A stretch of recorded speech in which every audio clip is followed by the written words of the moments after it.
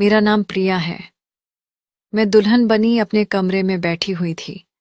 शादी के जोड़े को बस सुनहरा ट्रिमिंग लगाकर ही उसे शादी के जोड़े का नाम दे दिया गया था, क्योंकि ऐसा ही कम कीमत का जोड़ा मेरे गरीब माँ बाप मुझे दे सकते थे। मैं बहुत खूबसूरत थी, इसलिए इस मामूली से जोड़े में भी बहुत खूबसूरत लग रही थी। मेरी सहेलियां मेरे पास बैठी मुझे अजय के नाम से छेड़खानी कर रही थीं। मेरे पापा एक कंपनी में छोटे से कर्मचारी थे और उनकी बहुत ही कम तनख्वाह से हमारा गुजर बसर हो रहा था। और फिर मेरे माँ बाप ने कर्ज उठाकर मेरा थोड़ा बहुत दहेज बना लिया था। यहाँ तक कि 15 कैरेट सोने के टॉप्स भी मेरी सास के लिए बनवाए थे। मेरी बारात आ चुकी थी। शादी का पूरा इंतजाम मेरे पापा ने घर के आंगन में ही किया था, क्योंकि बारात बस कुछ ही लोगों की आनी थी। और पापा ने कहा कि इतने लोगों का इंतजाम हमारे आंगन में आराम से हो जाएगा। बारातियों के आने पर ढोल की आवाज़ों ने मेरे दिल की धड़कनों को भी बढ़ा दिया था। मेरे चेहरे पर एक मुस्कान सी सज गई थी। नाच गाने की आवाज़ें मेरे आंगन से उठ रही थीं। मेरे छोटे बहन भाई और मेरी सहेलियां बारात देखने आंगन में जा चुके थे। दिल तो मेरा भी बेताब था कि अपनी बारात को देखूं, लेकिन मैं अपनी इच्छा पूरी नहीं कर सकती थी, क्योंकि मैं गांव से बिलोंग करती थी और यहाँ दुल्हन उठकर अपनी बारात देखने नहीं जाती थी। और इस समय मैं भी दुल्हन थी। मैं अभी अपने दिल की बेताबियों को समझा ही रही थी कि जब मेरा छोटा भाई मेरे कमरे में आया, वह बहुत खुश लग रहा था। कहने लगा कि दीदी, आपकी शादी पर नाचने के लिए बहुत सारे किन्नर आए हैं। मैं जानता हूं कि आपको किन्नर से डर लगता है, लेकिन हमारे आंगन में बहुत मजा आ रहा है। ये कहकर वह बाहर चला गया। मेरे छोटे बहन भाई मुझसे बहुत ही घुले मिले हुए थे। अपनी छोटी से छोटी बात भी मुझसे जरूर करते थे। एक तरफ मेरे दिल में मायके से जुदा होने का गम भी था, तो एक तरफ आने वाली नई जिंदगी को लेकर सपने भी सजा रही थीं। मेरी उम्र अभी बस 17 साल की ही हुई थी कि मेरी माँ को मेरी शादी की चिंता सताने लगी थी। मुझसे छोटी 2 बहनें थीं और सबसे छोटा बस एक ही भाई था। मेरा रिश्ता हमारे पड़ोस में रहने वाली एक मौसी ने करवाया था। अजय उनके दूर के रिश्तेदार थे। बस आनंद फानन में रिश्ता तय हुआ था। रिश्ता होते ही मेरी सास ने कहा कि हमारे यहाँ रिवाज है कि रिश्ता तय होते ही लड़के के घर वालों को उनकी पसंद के कपड़े और जूते दिए जाते हैं। ये मेरी सास की पहली फरमाइश थी। मेरी माँ ने अपने कानों में पहने झुमके बेचकर मेरी ससुराल वालों को अच्छे से अच्छे कपड़े और उन्हें जूते दिए थे। उसके बाद तो जैसे यह सिलसिला आम हो गया था। घरेलू फर्नीचर, जरूरत की हर चीज मेरे पापा ने मुझे इधर उधर से कर्जा लेकर बनाकर दी थी, ताकि उनकी बेटी ससुराल में इज्जत के साथ रह सके। मैं अपने पापा की जितनी भी इज्जत और सम्मान करती, उतना ही कम था। उन्होंने अपनी तरफ से कोई भी कमी नहीं छोड़ी थी।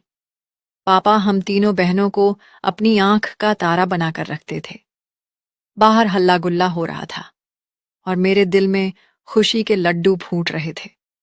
सारी रौनक मेरे आंगन में सजी हुई थी। बिना देखे भी मैं बाहर होने वाले हंगामे से अंदर ही अंदर खुश हो रही थी कि अचानक से ढोल की आवाजें आना बंद हो गई थीं।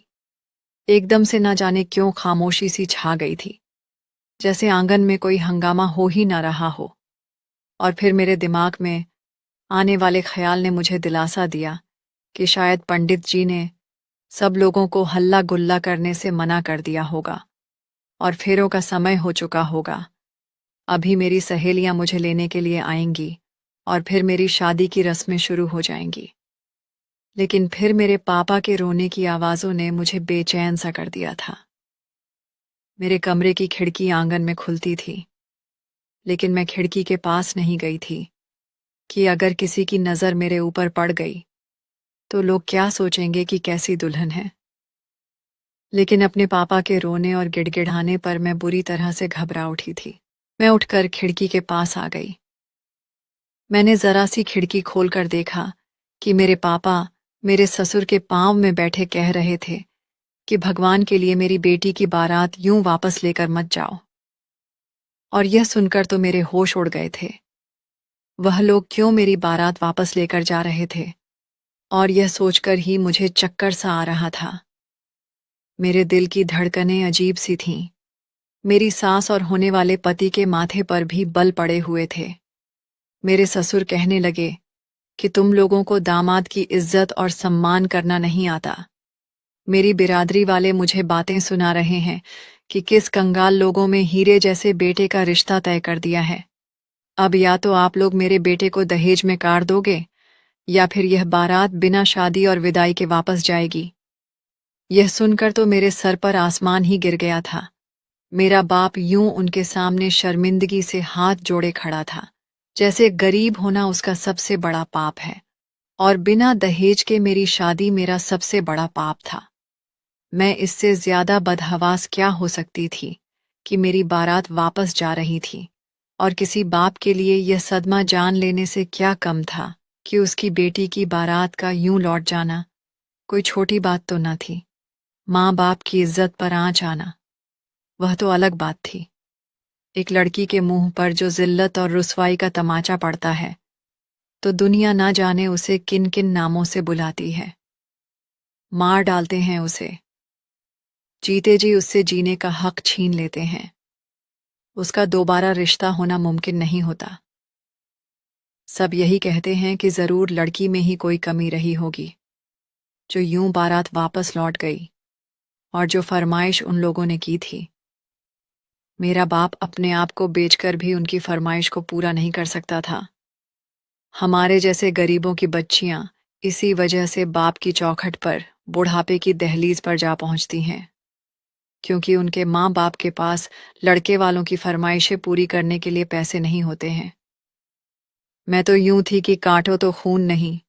मेरी माँ मेरी सास के सामने हाथ जोड़कर अपनी इज्जत की भीख मांग रही थी।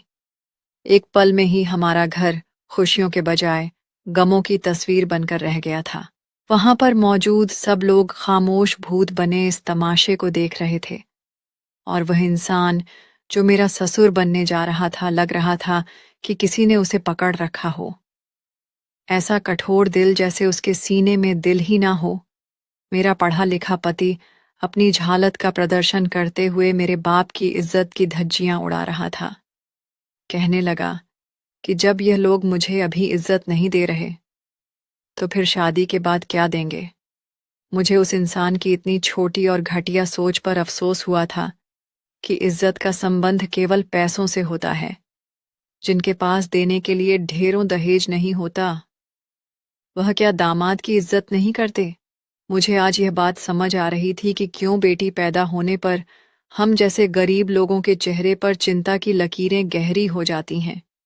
क्यों बेटी के होने पर गरीबों के घर में मातम सा छा जाता है। वजह यही है कि बेटियों की खातिर बाप अपने आप को बेच देता है। उस समय मेरा दिल खून के आंसू रो रहा था। मेरे पापा के आंसू बहकर उनकी गर्दन से नीचे जा रहे थे, और उनके जुड़े हुए हाथ बुरी तरह से कांप रहे थे। अपनी और हमारी इज्जत की खातिर मेरा वह बाप जो गरीबी में कम रोटी तो खा लेता था, लेकिन किसी के सामने झुककर अपनी जरूरत के लिए भीख नहीं मांगा करता था। लेकिन आज वह मेरी इज्जत की खातिर किसी भिखारी की तरह मांगने पर मजबूर था। मुझे अब अपने पापा की हालत और देखी नहीं गई। मैं बहते हुए आंसुओं के साथ बाहर आंगन में आ गई। मुझे देखकर सब बाराती हैरत से एक दूसरे को देख रहे थे। मैंने जाकर अपने पापा के जोड़े हुए हाथ पकड़ लिए। मैंने कहा कि पापा, अब बस बहुत हो चुका। कोई ज़रूरत नहीं है आपको किसी के भी सामने खुद को झुकाने की। इन्होंने बारात वापस लेकर जानी है तो ले जाएं। मुझे खुद ऐसे घर नहीं जाना जो सारी जिंदगी मेरे बाप का दहेज जैसी घटिया रस्म के नाम पर खून चूसते रहे। मेरी बात सुनकर मेरी सास कहने लगी कि तौबा तौबा, लड़की की जुबान कितनी लंबी है। अरे दुल्हन तो बड़ी बेशर्म है। कितनी बेशर्मों की तरह मुंह उठाए हुए अपनी शादी के लिए मना कर रही है। अच्छा हुआ जो इन लोगों की असलियत हमारे सामने अभी खुल गई। मेरी बात का वह औरत कितना गलत मतलब निकाल रही थी। वहां बारात के साथ आई हुई औरतें मेरी सास की हाँ में हाँ मिलाने लगीं। और मेरे बारे में अपने अपने विचार प्रकट करने लगी। मेरी माँ मेरे पास आकर मुझे चुप हो जाने के लिए कहने लगी। वह लोग अपनी बारात वापस ले जाने लगे। मेरा बाप उन्हें हाथ पकड़ पकड़ कर रोक रहा था। उनके सामने विनती कर रहा था कि ऐसा मत करो, मेरी इतनी मासूम सी बच्ची बदनाम हो जाएगी। दोबारा उसकी बारात दहलीज पर नहीं चढ़ेगी। भगवान के लिए मेरी बच्ची के साथ ये जुल्म मत करो। अपने बाप की बेबसी देखकर मेरा दिल कटकर रह गया था। मेरी वजह से जो गम उन्हें मिला था, मेरा जी चाहा जमीन फटे और मैं उसमें समा जाऊं। हमारे अपने मोहल्ले के लोग अब भी खड़े हमारी तरफ देख रहे थे। एक तरफ शादी में आए कुछ किन्नर भी खड़े हुए थे, जो शायद अपने पैसों के चक्कर में नाचने गाने आए थे। मेरे पापा वहीं जमीन पर ढेर हो गए। मैं जल्दी से उनके पास गई, उन्हें बाजू से पकड़कर सहारा देकर कुर्सी पर बिठाया। लेकिन मेरे पापा की रंगत बिल्कुल सफ़ेद सी हो गई थी। कहने लगे कि मेरी बच्ची की बारात अब कभी नहीं आएगी। कोई उसे इज्जत के साथ ब्याह करके नहीं ले जाएगा। मेरी मासूम बच्ची का क्या दोष था? यही कि हम गरीब हैं, ज्यादा दहेज नहीं दे सकते। ना जाने उन्हें क्यों मेरा गम सताए जा रहा था। हालांकि मैं अपने पापा को तसल्ली दे रही थी कि पापा, आप मेरी बिल्कुल भी चिंता ना करें। उल्टा आपको तो खुश होना चाहिए कि ऐसे लालची लोगों से आपकी बेटी बच गई। उनके हाथ और पूरा शरीर थर थर कांप रहे थे। उनके आंसू लगातार बह रहे थे। मेरी माँ और बहन और भाई सब रो रहे थे। अभी यही गम मेरे बाप से सहन नहीं हो रहा था कि हमारे दरवाजे के सामने हलवाई वाला आकर खड़े हो गए और कहने लगे कि बारातियों के लिए खाना तैयार है। बारातियों को खाना कब खिलाना है आप बता दें, क्योंकि हम खाना तैयार करके रखेंगे, जिससे कि गरम गरम खाना बारातियों को मिल सके। लेकिन अंदर का उदास माहौल देखकर वह लोग भी चुप से हो गए थे। मेरे पापा खड़े होकर मोहल्ले वाले और रिश्तेदारों से हाथ जोड़कर कहने लगे कि अगर आप लोगों के अंदर थोड़ी सी भी इंसानियत है तो भगवान के लिए मेरी बेटी का हाथ थाम लो और उसे अपने घर की इज्जत बना लो। आप लोगों ने तो अपनी आंखों से देखा है कि मेरी बेटी निर्दोष है, उसकी कोई गलती नहीं थी। बस गलती मेरी है कि मैं गरीब हूं और ज्यादा दहेज नहीं दे सकता। मेरे पापा हर एक से हाथ जोड़ जोड़ कर विनती कर रहे थे कि कोई तो ऐसा इंसान होता जो मुझसे शादी कर लेता। लेकिन इतनी भीड़ में कोई भी ऐसा इंसान नहीं था जो आगे बढ़कर मेरा हाथ थाम लेता। सभी खामोश खड़े थे। सारे मोहल्ले वाले और जानने वाले सब मुंह मोड़कर अपने अपने घरों को चले गए थे। तब एक किन्नर मेरे पापा के सामने आकर खड़ा हो गया। कहने लगा कि अंकल, आप अपनी बेटी की शादी मुझसे कर दें। मैं तो अभी अपनी बारात के वापस लौट जाने का ही मातम मना ही रही थी कि किन्नर के मुंह से ये बात सुनकर तो मेरी रही सही हिम्मत भी जवाब दे गई थी। एक किन्नर से मेरी शादी कैसे हो सकती थी, ये सोचकर ही मेरे पूरे शरीर में करंट सी आने लगी थी। मुझे तो बचपन से ही इन किन्नर लोगों से बड़ा डर लगा करता था। मैंने अपने दिल को समझाया कि उस किन्नर ने मेरे पापा का दिल रखने के लिए कहा होगा। मेरे पापा तो ऐसा कभी नहीं कर सकते। मैं अभी यही सोच रही थी कि पापा उस किन्नर को बड़े गौर से देख रहे थे। फिर सामने खड़े पंडित जी से कहने लगे कि पंडित जी, मेरी बेटी की शादी के मंत्र पढ़ना शुरू करें। और यह सुनकर तो मैं बुरी तरह से चक्कर खाकर रह गई थी। पापा ऐसा कैसे कर सकते थे? हाँ, मैं मानती हूं कि उनके ऊपर जो दुख का पहाड़ टूटा था वह बहुत बड़ा था, बहुत बड़ा सदमा था। लेकिन मेरे ऊपर भी तो वैसे ही गम का पहाड़ टूटा था। अभी तो मैं वही नहीं सह पाई थी कि पापा की बात ने तो मुझ पर एक और पहाड़ तोड़कर रख दिया था। मैंने पापा के हाथ पकड़ लिए। मैंने कहा कि पापा, आप ये क्या कह रहे हैं? मैं कैसे किसी किन्नर से शादी कर सकती हूँ? मुझे तो सोचकर ही डर लग रहा है कि इस किन्नर के साथ मैं पूरी जिंदगी कैसे गुजारूंगी। मुझे तो इन लोगों से पहले से ही डर लगता है। मुझे याद आने लगा कि जब हमारा भाई पैदा हुआ था तब पापा ने घर पर खूब सारे किन्नर बुलाए थे और मैं अपने कमरे का दरवाज़ा बंद करके डर के मारे अंदर ही बैठी रही थी। पापा कहने लगे, प्रिया, अब हमारी इज्जत तेरे हाथ में है। तेरी 2 छोटी बहनें और हैं। अगर आज तू विदा होकर ना गई तो तेरी बहनों की शादी में भी रुकावटें पड़ जाएंगी। लेकिन मैं ऐसा कैसे कर सकती थी? मैंने कहा कि पापा, ऐसा तो कभी हुआ ही नहीं है। मैं कैसे किसी किन्नर से शादी कर सकती हूँ? मेरी दोनों छोटी बहनों को बचाने के लिए आप मेरी कुर्बानी कैसे दे सकते हैं? पापा कहने लगे कि मेरी इज्जत रख ले प्रिया। मैं रोने लगी थी। पापा मेरे सामने हाथ जोड़े खड़े थे और उनकी आंखों से आंसू बह रहे थे। और फिर यह सब देखकर मैं एकदम से चुप हो गई थी।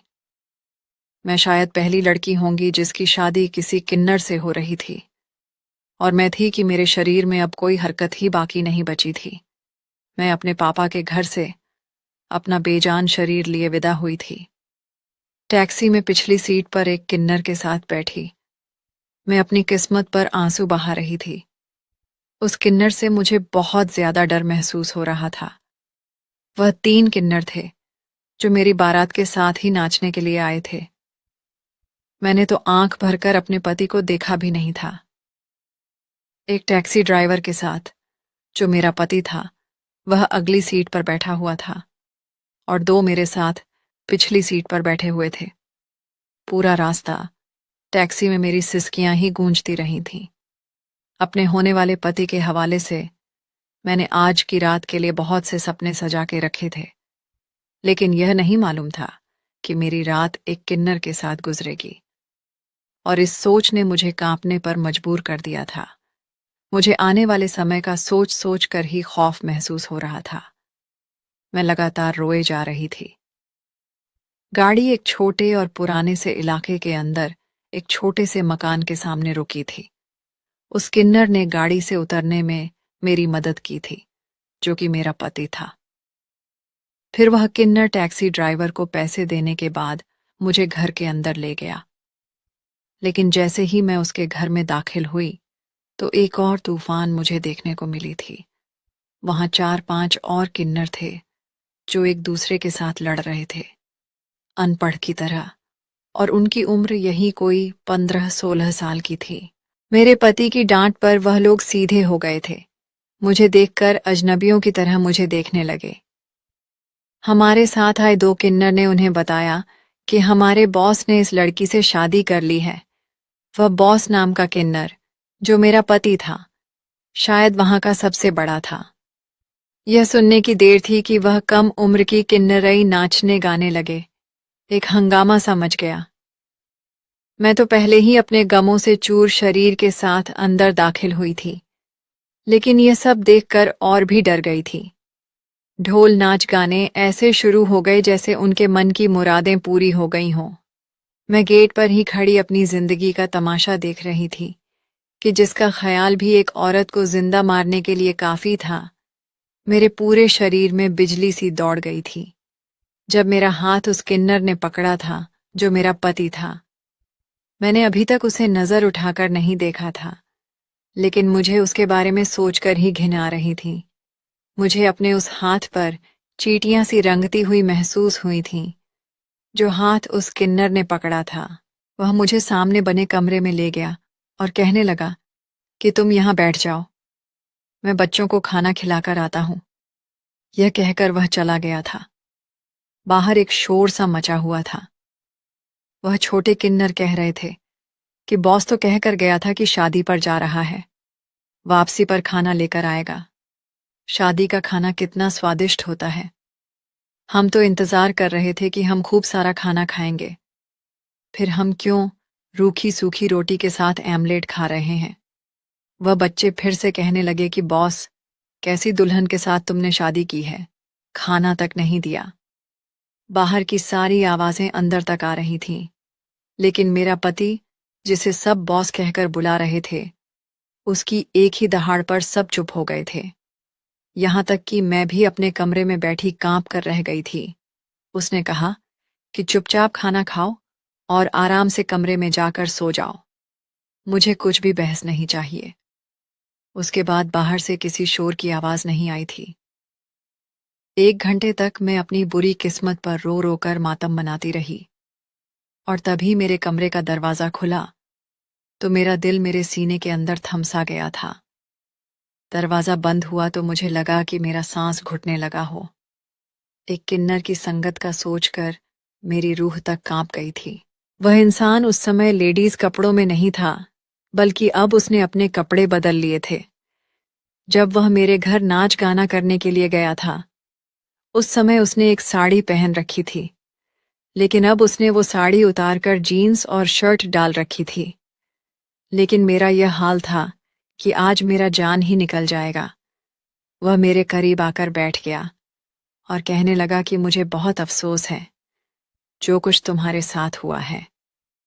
यह कहकर उसने मेरे कांपते हुए हाथ को थाम लिया था। मेरी नज़र उसके खूबसूरत हाथों पर गई थी, जिनके नाखूनों पर नेल पॉलिश लगी हुई थी। उसके हाथ और मेरे हाथों में कोई ज्यादा अंतर नहीं था।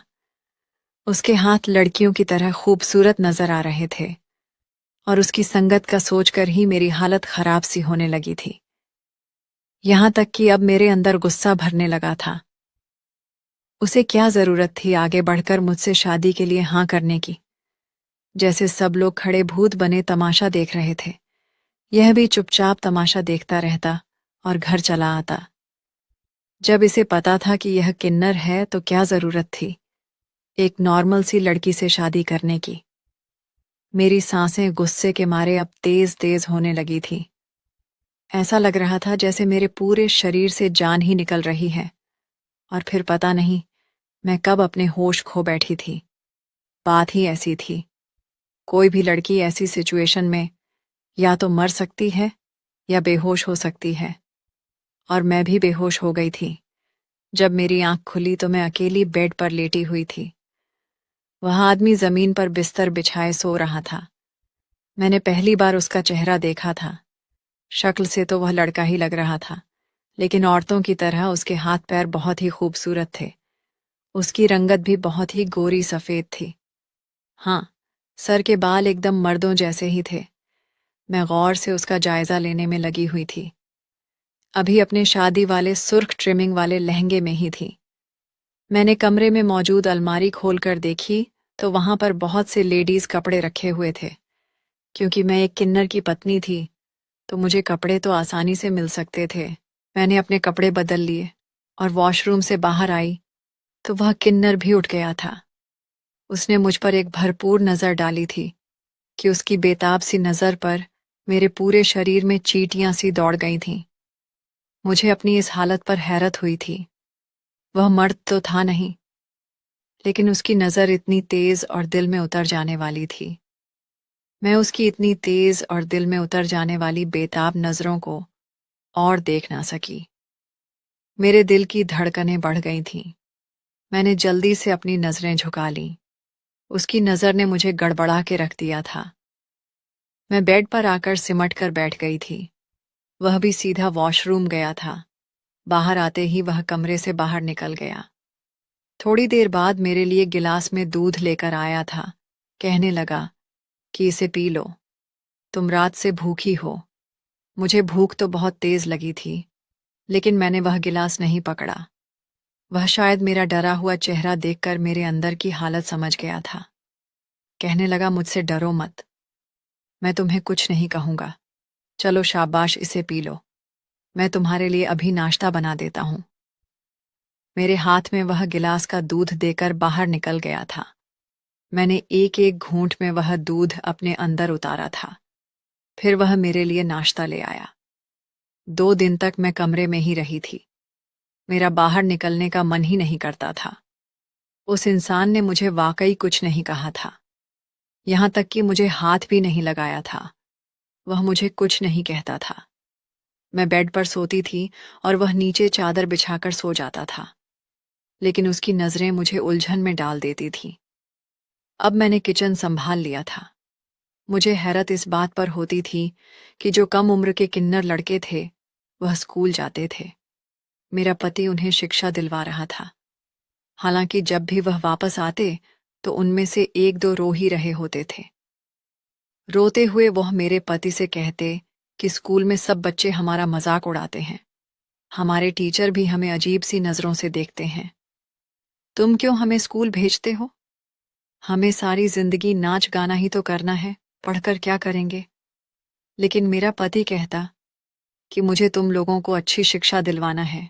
तुम लोगों की बातों को अगर आज सह जाओगे तो जब तुम कल कुछ बन जाओगे तो यही लोग तुम्हें सलाम करेंगे। मुझे उस इंसान की बात ने हैरत में डाला था। वह 6 किन्नर थे, 3 24 से 25 साल की उम्र के और 3 15 से 16 साल के। धीरे धीरे मुझ पर यह राज खुला कि वह इंसान बचपन से ही उन बच्चों को पाल रहा है। इन तीनों बच्चों के माँ बाप ने उन्हें पैदा होते ही फेंक दिया था। मेरे पति ने ही इन बच्चों को सहारा दिया था और बचपन से अब तक पाल पोस रहा था। 3 किन्नर नाच गाने के लिए जाते थे।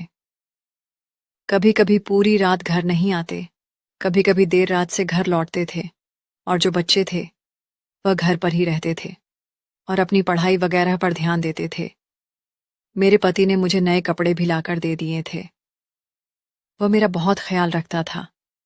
हमारे बीच बस एहसास का रिश्ता था। मैं भी उसके सारे काम चुपचाप कर दिया करती थी। लेकिन एक बार जो हुआ मेरे साथ, उसने मेरे होश उड़ा दिए थे। रात को तीनों किन्नर नाच गाने के लिए गए हुए थे और बच्चे अपने कमरे में सो रहे थे। जब हमारे घर का दरवाज़ा जोर से बजा, जब मैंने पूछा कि आप कौन हैं, तो आवाज़ आई कि दरवाज़ा खोलो, हम पुलिस वाले हैं। और ये सुनकर तो मैं डर गई थी। मैंने दरवाज़ा खोला तो 2 लड़के अंदर दाखिल हो गए। कहने लगे कि हम इसी मोहल्ले में रहते हैं। जब से हमें पता चला है कि बॉस ने एक लड़की से शादी कर ली है तो हमें बहुत ही हैरत हुई। भला एक किन्नर लड़के ने शादी क्यों की है?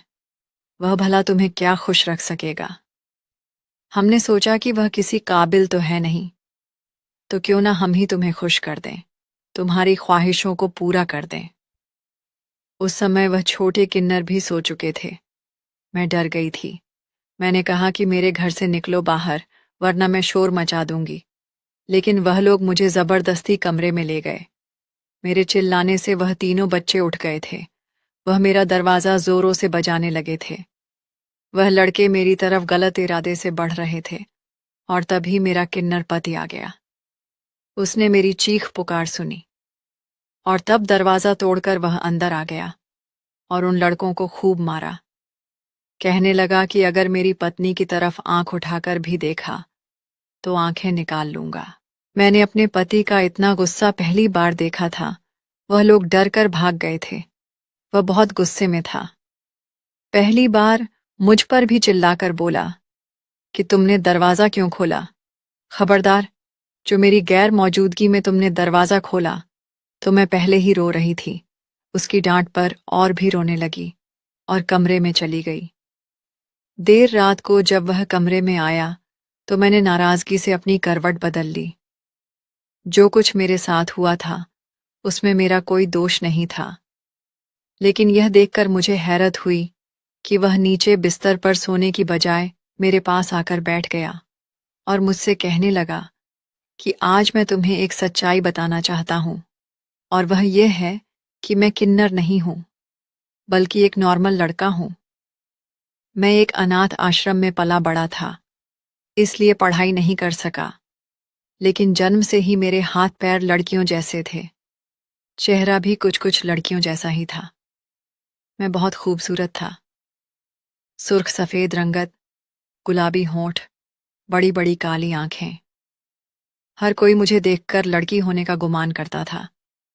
धीरे धीरे सब मुझे किन्नर समझने लगे थे। मैं बड़ा हुआ तो लोगों ने मुझे लड़का मानने और समझने से इनकार कर दिया। मुझे कोई भी काम पर नहीं रखता था कि तुम किन्नर हो और जानबूझकर लड़का बने हुए हो। फिर मुझे यही ठीक लगा कि अपनी ज़िंदगी ऐसे ही गुजार लूं और ऐसे नौजवानों की ज़िंदगी संवारूं जो सच में किन्नर हैं। उन्हें अच्छी शिक्षा दिलवाकर एक अच्छा नागरिक बनाऊं, न कि कोई नाच गाने वाला। मेरी ज़िंदगी यूं ही गुजर रही थी। लेकिन तुम्हारी शादी पर तुम्हारे पापा को रोते देखकर मुझे बहुत दुख हुआ था। मुझसे रहा नहीं गया, इसलिए तुमसे शादी कर ली। लेकिन इससे पहले कि मैं तुम्हें अपनी हकीकत बताता, तुम बेहोश हो गई थी। और फिर मैंने सोचा कि तुम्हें थोड़ा समय देना चाहिए। मैं उसकी बातें सुनकर हैरान हो रही थी। वह तो बहुत ही अच्छा इंसान था। उसने कहते कहते मेरा हाथ अपने हाथों में थाम लिया था। मुझे विश्वास ही नहीं था कि जो वह कह रहा है सच है। और फिर उसने मुझे अपनी बाहों में समेट लिया और मैं इनकार भी ना कर सकी। वह पूरी रात मुझे अपने प्यार की बारिशों में भिगोता रहा। सुबह लगभग 9 बजे मेरी आंख खुली थी। मैं हड़बड़ाकर उठ बैठी। इतनी देर तक मैं कैसे सोती रही? शायद पूरी रात जागने का असर था। मैंने अपने सोते हुए पति की तरफ नजर डाली थी। वह सोते हुए कितना प्यारा और मासूम लग रहा था। इस दुनिया में अगर बुरे लोग हैं तो अच्छे लोग भी हैं। वह कितना महान था। मुझे अपने पति पर प्यार उमड़ आया और मैंने उसके माथे पर अपने प्यार की मोहर लगा दी। मेरे होठों का स्पर्श पाते ही वह उठ गया और मुझे प्यार भरी नजरों से देखने लगा। मैंने कहा कि मैंने जो तुम्हारे साथ किया है, जो भी व्यवहार रखा है, उसके लिए मुझे माफ कर दो। मुझे तुम्हारे साथ ऐसा बर्ताव नहीं करना चाहिए था। उसने मेरे दोनों हाथ थाम लिए और हाथों को चूमते हुए बोला कि मुझे तुमसे कोई गिला नहीं है।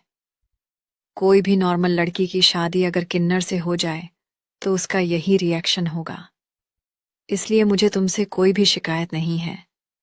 मैंने सुकून से उसके सीने पर अपना सर टिका दिया। अब मेरी आगे की जिंदगी बहुत ही हंसी खुशी गुजरने वाली थी। दोस्तों, अगर आपको यह वीडियो पसंद आया हो तो वीडियो को लाइक और चैनल को सब्सक्राइब करें। धन्यवाद।